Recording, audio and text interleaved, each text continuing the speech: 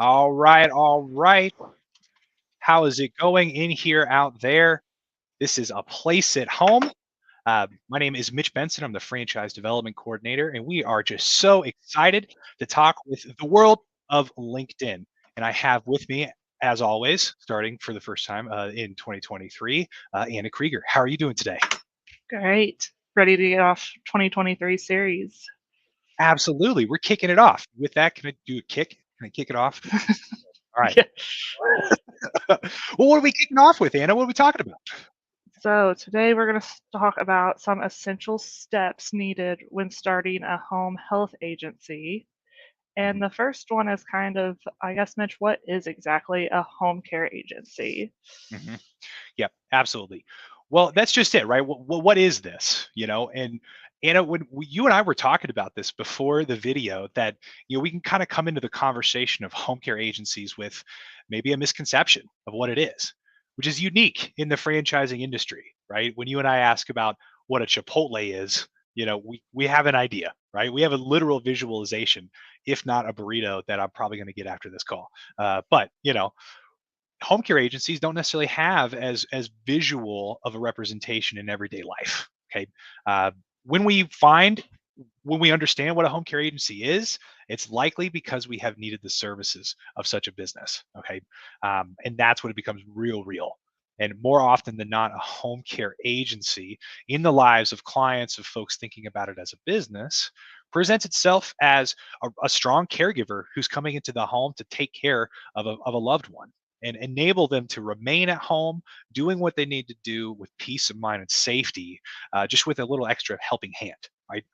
To get there, typically, like families have talked to agency owners, community liaisons, individuals who help the family member understand how their loved ones need to stay at home, right? And we help with that, right? We can really do it.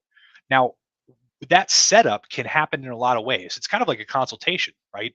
And that can exist in a lot of different ways. But when you and I were talking about this, we not only kind of saw what a home care agency is and how it presents to a client and their family members, we talked a little bit about like what it is not, right?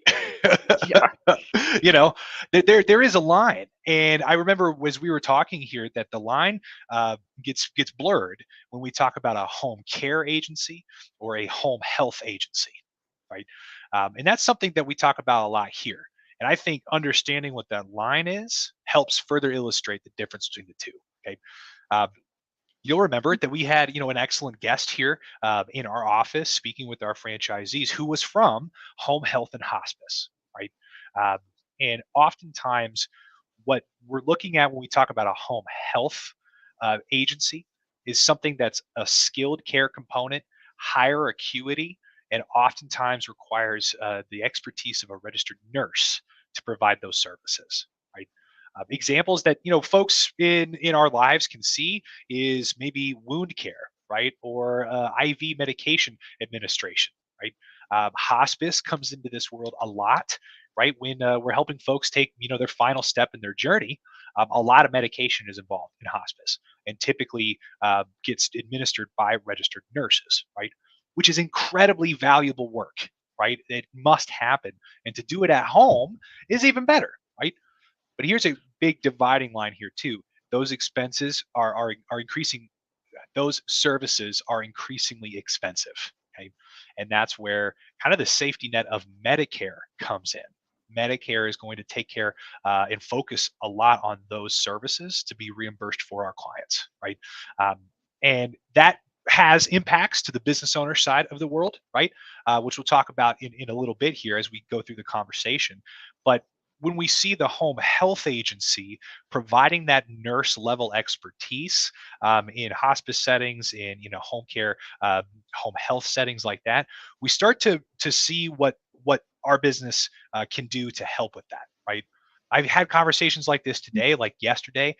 What we do at A Place at Home and what home care agencies across the company does is focusing on non-medical services, right?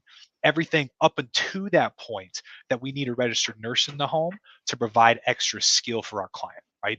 And here's the thing, there's more opportunity, there's more need, more services, that more impact we can make in the non-medical world. And often you and I do this kind of work for our loved ones, right? We go to the store, right? Let's go to the store literally every week for my parents, stuff like that. And it can happen where we are in that place to provide the home care for our loved ones because it's non-medical in nature. A lot of it's hands off. When we get to hands-on care, right, you're thinking of helping folks in and out of the shower, right, helping folks with our hands on a client, right. That's where we need to expand. We need to bring in maybe certified nurses assistants, right, to be able to help with that kind of care. But we kind of continue to work in this world up until that point. The acuity raises, and we need to give that extra level of care to the client where a registered nurse needs to come in. Okay. And I just talked about this today, where I give folks kind of a quick, when we talk about these differences, what's the line, right? What's the line between the two that separates these services? And what I've been sharing with individuals is medications. Okay. Think about medications. Can you offer a reminder as to when to take a medication, right? Oftentimes that falls under the umbrella, right, of what we do here in non-medical home care. Often, okay. On the other side of things, it could be administering that medication, helping our client deliver it to them. That in some cases could be more skilled care, right? And it's a quick way to think about what these dividing lines are between the two home care worlds, right? Home health and what we do here in non-medical care. Mhm. Yeah, that kind of goes into the next one. I was just going to ask about the difference between medical and non-medical. But I guess another question Yeah. is, I know I hear you say it all the time on your calls, but everyone wants to know if it's profitable. Healthcare can't be profitable. Well, that's just it. There's just like, man, it almost seems like you know, something that insurance pays for that you chase around, bills that you can never really collect. That maybe hospitals just do this, and there's not really a place for a business, right? Well, what we think is that there's a strong difference between the profitability of non-medical home cares that we provide, as well as maybe other healthcare services. Okay, uh, where the profitability question comes in is essentially what we're able to charge our clients, and most importantly what we're able to pay our caregivers, right? When we're in non-medical like a place at home is, you get a lot of control over those rates, right? It's a negotiation, it's a conversation with your clients, and that kind of hands-on approach to making sure we can provide exactly what the client needs adds to profitability, right? Whereas if we are relying on reimbursements from maybe medical agencies or in some cases government agencies, we don't really get a pick, right? You're paid what you're paid when they decide to pay it to you. Not impossible to make that profitable, but you have to start with a sizable investment up front to be able to give you that runway that will ultimately give you the chance to become profitable. And that's okay. There's a lot of people who are well positioned to get that done. What a place at home likes to do is just start that faster, right? We can get to it, make an impact quickly, and start turning more profit faster than some of our partners who are maybe a little more focused on reimbursements. Mhm. Right, you gotta pick and choose. That's just it. Find where you can make the biggest impact and be a part of it, right? Um, and what we like to do is share that with our candidates, right? Pick and choose your battles. Make sure your lane is where you're meant to be. And if you need to be in another lane, is there somebody else who's already there? And that's one of the main reasons we brought our partner into this office to speak to our franchisees, because there's a lot of opportunity to work together between non-medical home care and medical home health, and that can really kind of help each other's businesses while keeping what the franchisors, like a place at home, does in their own lane, supporting our franchisees. Right? Yeah. Absolutely. So say we wanted to start an agency, how do we go about it? There's a Right. big obstacle in front of us. You're exactly right. So Mitch and Anna are ready to get into the world of starting a home care agency. Well, I think employees of a place at home get a discount, so we're going to save some money right off the bat, which is going to be great. But to me, I think what we need to do to think of starting this business is to consider like 6 crucial steps of business building. Right. And these steps are fairly similar or applicable to if Mitch and Anna were going to start an oil change company or a coffee shop or something else. But I think they get really specific when we talk about home care, right? And first and foremost, we want to start a business. So Mitch and Anna, we put our heads together and we take step one, building a business plan, right? Um, Building a business plan is crucial to setting an expectation of success for your business, right? I think the days are gone, if they were ever here, of throwing money in an idea and hoping it works, right? I certainly know that Mitch and Anna doesn't have that kind of money, right? No. we're gonna take one bet, and we got to be pretty sure it's gonna work, right? And to do that, to give you at least the strongest sense of a calculated risk, is building a business plan, right? This is so important that if you and I chose to approach funding sources like banks, where we could look at commercial business loans, or even the Small Business Administration, where we're looking at loans for first-time business owners, right? We would need to present to them our business plan. Okay, um, and for us, when we talk about this, we might need to decide if we were still considering a home health agency versus a home care agency. This is when we need to pick, right, what we need to do, or we need to discuss the pros and cons of doing them both at the same time, right? And when we talk about this, we'll notice that in many cases, the home care side of the world will essentially lower our initial investment on average. So we might make that choice, right? We might decide that that is probably the best way for us to move forward with the funding we seek. Okay. From here, right, the business plan that will help us is a key element of putting together how we're going to make money in this thing, right? How are we going to Right. generate this money? How are we going to put back all the money I took out of my savings account before my wife finds out, right? That kind of thing. And we need to do it fast, right? Um, when you're an independent owner, if you and I decided to do this as individuals, over coffee and taking a couple of work lunches of our business, we would need to come up with our marketing strategy, right? And understand how we're going to get in front of clients. Well, franchising gives you such a leg up. This gives you such a head start because that's done for you, right? A Place at Home's marketing strategy is very well thought out. It's proven because of our franchisee success that we see every week, right? And part of that success is key players in the role of that execution of the marketing strategy. Let's say a franchise corporate employee, like a brand strategy specialist, for example, right, is a key member that we would need to rely on to be sure that we're successful here, right? And when you're in a franchise, you might already have that in place, right? So, Yes, I've heard you yeah. talk about the budgets and funding with all your candidates you have, Hmm. either kind of one of those if we got enough or not situations. There's some different avenues about getting it. So then Hmm. kind of once we've got our plan and our money, Yeah. then what? Well, then you really have all your building blocks here, right? You've got some of the biggest things that keep individuals from starting a business, right? A plan for how you're going to make money and the initial investment you need up front, right? From there, things get a little more mechanical, right? A little bit more step by step. And what we need to do here is register our business with our state, right? Where do we want to incorporate, or where do we want to, essentially start our business? Oftentimes, state regulation will require us to start with a registered entity. Okay, and if we're independent business owners, it could be Anna and Mitch's Home Care, LLC, for example, right? Uh, and it is straightforward for the most part. If we have independent business owners on the call today, or folks interested in doing this in the future, right, registering an LLC should be a straightforward process. In many cases, it is, right? And to me, it's really exciting because then you see your business with the LLC behind it. It's happening, right? And the state knows about it, which is great. And it really starts to make things make sense, right? One thing to consider, like if you and I were going to, start with a franchise potentially in a place at home, right? We would need to consider what our LLC would be in relation to what the name of our franchised business would be, right? This is a nuance that our team here at A Place at Home Corporate helps franchisees understand.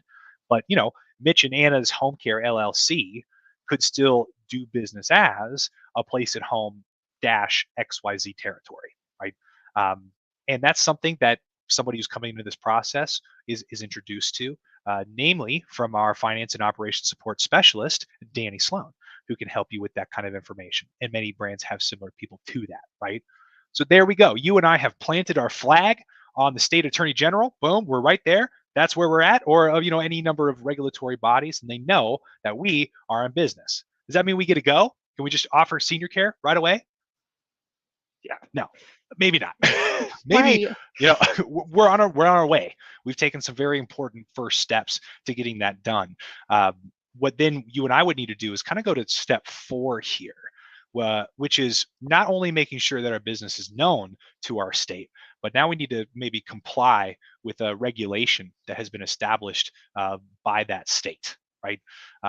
And you and I are very involved in the senior care industry, so we know that state to state regulations, requirements, certifications can change, right? With various levels of complexity, right?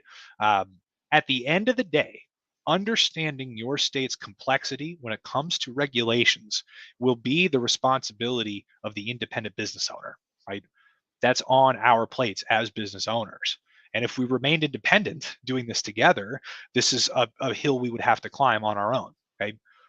When we were to maybe consider a franchise, especially a place at home, our brand takes great strides to educate our candidates on what that regulatory environment looks like, what to expect as the days get closer to operating your business, and ultimately how we get inserted in that process and can help them, right?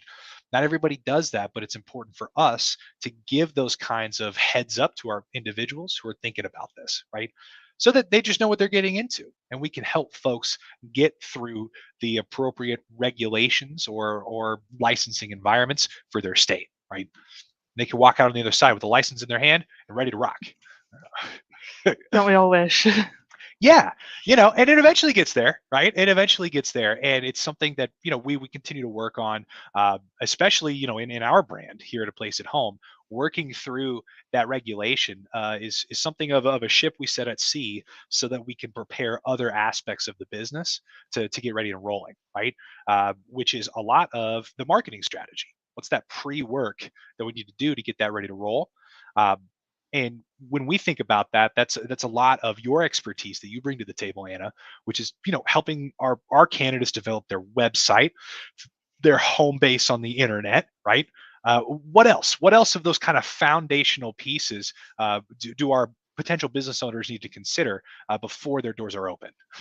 Yeah. Well, definitely they need to, look into their market, know their audience, but Mm, also besides the website, there's all the digital media that's out there now and all the social media that we help set up. Um, People get to mm, work with myself and Aubrey and you get to build that relationship. And then so from there it's kind of just, I always push for as much involvement on social media as possible. mhm. Yeah. Um, but there's always that along with all these other wonderful print ads and everything else that comes up along the way, getting into newspapers, advertising on benches. Uh, Mhm. Marketing is so big and so broad. You can do a number of different things. Yeah. And if you and I are starting this independently, you've just hit on it. There's so much to do, right? Do we get a blimp? How much does a blimp cost? Can I get a blimp? That remains to be seen. I'm going to hold on to that. I want to talk to Dustin and Jared about a blimp. But anyway, there's a lot there. And it conversely, if you were to come into a franchise system like A Place at Home, we get to just ask you about that, right? Hey, I'm looking at this investment, right? You recently had a franchisee come to you about a marketing investment that we hadn't necessarily done before in the system, helping him understand what that would look like, what it would cost, and then doing the hard work of actually developing the visual aspect of that was all work that you were able to offer him, right? And that can cut through a lot of that ambiguity. Mhm. Definitely, always Yeah, something, and um, you know, making sure that everything's branded properly, and yeah. so many questions starting up that maybe the marketing side's not at the forefront, but um, that's what gets to help here is that you guys get my expertise at your disposal. Yes, absolutely. And I know I appreciate it. But it really is. It's so and one thing I've definitely learned from you specifically, is the importance of our reviews, right? uh, when we think of the digital marketing arena, it's not just a place for us to put our information out to would-be buyers. It's for those past customers to validate their experience, right? And they can share that information back. And putting their experiences in front of new customers is so key.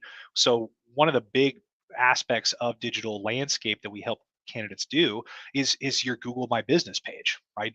Google reviews. That's just it. I always do a shorthand when I'm talking to people. It's your dot on the map, right? The reason you have a dot is because you have a Google My Business page. That's what we're talking about, and it's very helpful for us. Google is huge. I would say Google is huge for most industries, but now everybody kind of has their industry specific areas, right? How important is the Better Business Bureau to your industry, or Yelp for maybe the food industry, things like that, right? Uh, there's a lot of ways that you can get uh, great information from happy customers in front of would-be customers as well, right? Mhm. Yeah, Absolutely. yeah, and So then then kind of yeah, after all of this, there's just one final step to hit our 6. right. Just absolutely. And once you're doing that, right? I would say, as you get to the step 6 here, uh, honestly, I think it's getting out there and doing it, right? Executing the business. You're selling it, you're marketing it, but really you have solidified step 6, which is all of the paperwork that you need to be legit in the business, right? And this is ultimately thinking through the policies and procedures of your home care agency. Okay, when I think about this, we're really talking about how to get your doors open, right? And we are actually talking at a very unique point right now because one of our franchisees is currently in their survey, right?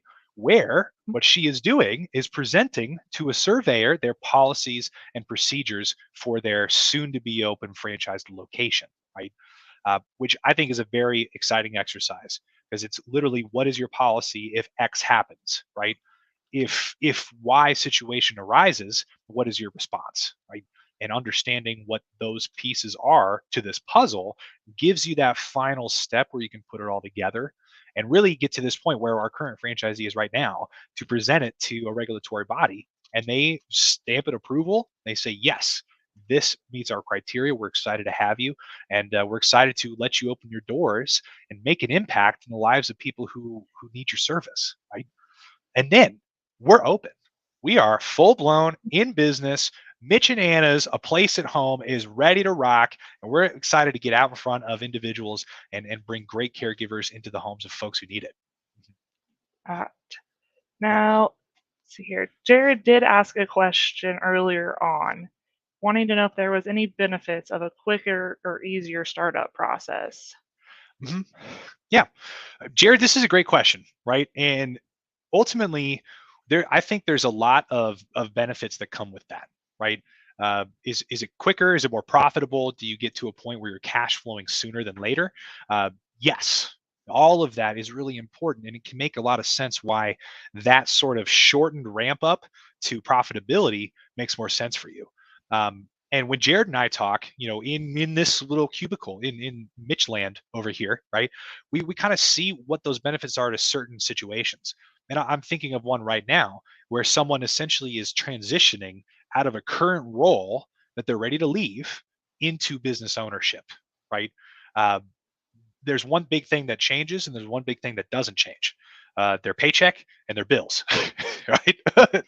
Their paycheck changes, their bills do not, right? It's unfortunate. We should change that. But when we transition out of that role, we are walking away from our central funding source for our lives. And when you and I go back through our steps here, when our very first step to starting our home care agency begins with a business plan. So we need to understand how long we are going to be without our primary funding source, right? And understand the absolute longest we could go without replenishing some of that investment, right? That is a key consideration, especially if somebody is leaving a role into starting this business. And when you can put that time frame on a business that can get you into a cash flowing position faster or sooner than later, your decision gets a lot easier to make, right? You have that kind of end in sight, right? Mhm. Yeah. Yeah, that's always the hard part. Everybody needs money to keep the bills going, but also faster is not always better. Mhm. It's a big deal. It's a big deal. You likely the kinds of folks interested in starting business, they're not the only ones who have to answer to what they make, right? Providing for our families and our own personal goals is a heavy weight that we must consider. Um, and when I think of starting an independent business, that weight is squarely on your shoulders, and you are taking a risk that I think is higher than if you were to get introduced to a franchise system in the senior care space. We have 2 dozen examples of folks who did that too, and we can share with you how that's successful. And let's reduce an initial investment and shorten your road to profitability by choosing non-medical home care. All of that, I think, plays into the favor of a person looking at this kind of business. Yeah. Mhm. Right. Right. Is there anything else you want to add to this today, Mitch, or Mhm. where else? If not, I'm going to go ahead and drop a link that everyone watching can fill out the form and get some more information, schedule a Mhm. call, and all that good stuff. Mhm. Definitely know we have quite a few people on today and want to make sure that, you know, they get to know a place at home the best way possible. Mhm. Yeah. Well, how final thoughts here, right? As you kind of think of like starting this business, things that we didn't discuss today, and maybe one that I want to share with candidates or individuals who are soon to be candidates on this call today is that step right before step one, right? Creating a business plan. That's number one, and that's huge. But what I help folks understand is, why are you thinking about this in the first place, right? Why does this make sense for you in your life, in your career? What's calling you to transition from a career you've invested in to something that you own yourself, that makes a difference, that is a certain amount of risk, and something you commit to for the next couple of years? What's in you that's driving you to do that? Because when we can have that conversation, when our candidates think about that internally and they get in tune with what's driving them to this, best part is there's 2 dozen people in this system who do the same thing. This is a corporate office built of people who are drawn to the work we do here. This brand is created by co-founders who deeply found their calling in making sure that our seniors can stay at home longer and safer, right? It's a big deal for them. So I would almost ask people to take step point five, right even before step one. What's your why? Why do this at all? And here's the part. Here's what I want people to think. You don't have to have a why, right? Because now might not be the right time to go into something like this. But if you continue to think about that, when we get ready to take step one and build this business together, you're going to be set up for so much more success, right? And to those folks who maybe the time isn't quite right, right? How do you continue to foster those thoughts? How do you continue to think about those things? Well, you tune in to A Place at Home's LinkedIn Live schedule every Tuesday afternoon with yours truly, Mitch Benson and Anna Krieger with A Place at Home. And we're going to talk about stuff like this, right? Business building perspectives and what it's looking like to start something here. And we are just so thankful to share this information because all of what we talk about here is also available on a placeathomefranchise.com, which is our franchise website, in our blog section, right? A lot of this content is written out. There's even more there, more to think of, more links to our partners and other ways to learn more about this brand. So when you use the link that Anna dropped right here in the chat, right, and you decide to schedule a call with this slick guy right here, right, you can also bop over to the blog section of our website and see the information we talked about, right? You can see what we were talking about here, how to start a home health agency in 6 essential steps.